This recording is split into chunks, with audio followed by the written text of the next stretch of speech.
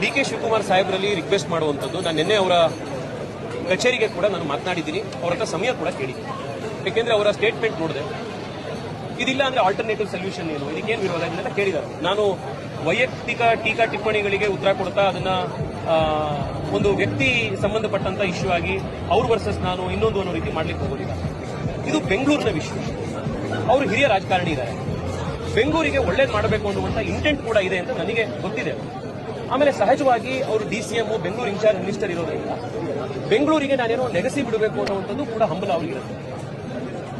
ನಾನು ಅವ್ರ ಹತ್ರ 30 ನಿಮಿಷ ಸಮಯ ಕೇಳಿದ್ದೀನಿ. ಈ ಟನಲ್ ರೋಡ್ ಪ್ರಾಜೆಕ್ಟು ಯಾಕೆ ಬೆಂಗಳೂರಿಗೆ ಒಳ್ಳೇದಲ್ಲ, ಇದಕ್ಕೆ ಯಾಕೆ ಎಲ್ಲ ಎಕ್ಸ್ಪರ್ಟ್ಸ್ಗಳು ಕೂಡ ಇದನ್ನ ವಿರೋಧ ಮಾಡ್ತಾ ಇದ್ದಾರೆ ಅನ್ನೋದನ್ನ ಮನವರಿಕೆ ಮಾಡ್ಕೊಳ್ಳುವಂತ ತಿಳಿಸುವಂತ ಪ್ರಯತ್ನ ಮಾಡ್ತೀವಿ.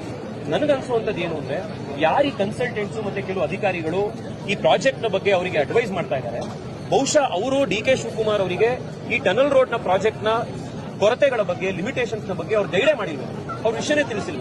ಯಾಕೆಂದ್ರೆ ನನಗನ್ಸುವಂಥದ್ದು, ಡಿ.ಕೆ. ಶಿವಕುಮಾರ್ ಅಷ್ಟು ಎಕ್ಸ್ಪೀರಿಯನ್ಸ್ ಇರುವಂತ, ಬೆಂಗಳೂರಿಗೆ ಒಳ್ಳೇದು ಮಾಡಬೇಕು ಅನ್ನುವಂತ ಇಂಟೆನ್ಷನ್ ಇರುವಂತ ರಾಜಕಾರಣಿಗೆ ಇಂಥ ಪ್ರಾಜೆಕ್ಟ್ ನ ಲಿಮಿಟೇಷನ್ಸ್ ತಿಳಿಸಿದ್ರೆ ಬಹುಶಃ ಅವರೇ ಇದನ್ನ ಕೈ ಬಿಡ್ತಾರೆ, ಅಥವಾ ಇದರಲ್ಲಿ ಇನ್ನೂ ಮಾಡಿಫಿಕೇಶನ್ಸ್ ಇನ್ನೊಂದು ಚೇಂಜ್ ಮಾಡಿ ಏನು ಜನಕ್ಕೆ ನಿಜವಾಗ್ಲೂ ಹೆಲ್ಪ್ ಮಾಡಬಹುದು ಅನ್ನೋದ್ರ ಬಗ್ಗೆ ಅವ್ರು ಮಾಡಬಹುದು.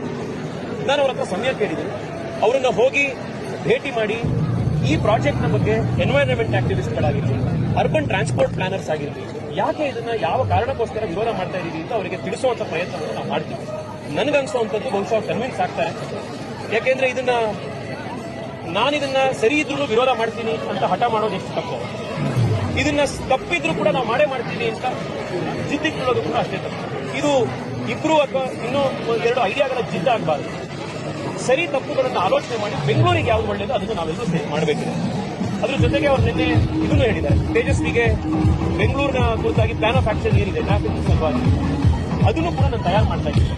ಅವರನ್ನ ಭೇಟಿ ಮಾಡಿದಾಗ ಈ ಪ್ಲಾನ್ ಆಫ್ ಆಕ್ಷನ್ ಕುರಿತಾಗಿ ಕೂಡ ನಾವು ಅವರಿಗೆ ವಿಸ್ತೃತವಾಗಿ ಇದನ್ನೆಲ್ಲ ತಿಳಿಸ್ತೀವಿ.